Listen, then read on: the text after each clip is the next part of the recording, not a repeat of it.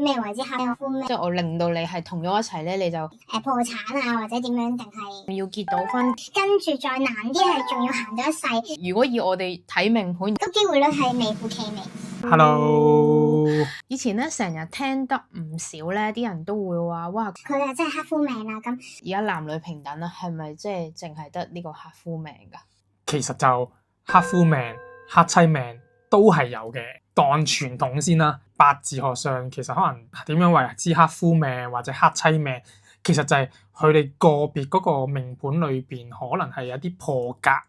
或者可能刑沖相關嘅一啲組合啦，然後就可能會影響佢嘅另一半嘅狀況。咁但係個問題就係啦，佢黑夫還黑夫，但係一定係你個命格都一定有啲狀況而導致有問題發生咯，唔會話單向性去黑夫，然後就會搞到你身敗名裂，或者可能有好多破財嘅狀況咯。咁所以喺我嘅角度就係每個人自己個命格就自己負責咯。西式會唔會亦都有啲可能係類似咁嘅概念到咁樣嘅？我應該好似少啲嘅。咁但係咧，你啱啱講呢樣嘢咧，我諗起一啲嘢，即係我唔知你記唔記得咧，我有同你講過話，即係拍到拖已經好難啦，仲要茫茫人海中拍完拖，仲要結到婚，跟住再難啲係仲要行到一世。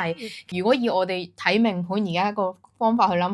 係一件好難嘅事嚟嘅，嗰個機會率係微乎其微。咁我諗起前排同朋友食飯啦，聽到朋友講嘅，佢就話佢喺個婚禮上面啦，咁就聽到個新娘同新郎咧兩個就係細個係一齊喺同一間醫院度出世，係同年同月同日咁樣出世嘅。咁其實正正就好似印證咗你啱啱講嗰樣嘢，即係兩個人如果要一齊咧，其實 at least 你嚟緊個運好多嘅主題都相似。我諗中西式最似個位就係大家嗰個運啦，或者中間有一啲嚟緊個人生課題啦，係會有啲相似嘅地方咁樣咯。咁所以你都會可能問，咁一個黑夫一個冇受克嘅狀況，點解佢會遇上？咁係可能佢有啲撞一啲流年或者大運嘅時候，佢哋遇埋咗一齊。咁但係問題可能嗰個流年或者嗰個大運完咗，佢哋咪會分開咯。咁所以黑夫黑妻唔係一定係你有黑夫命嘅時候我就大鑊啦，我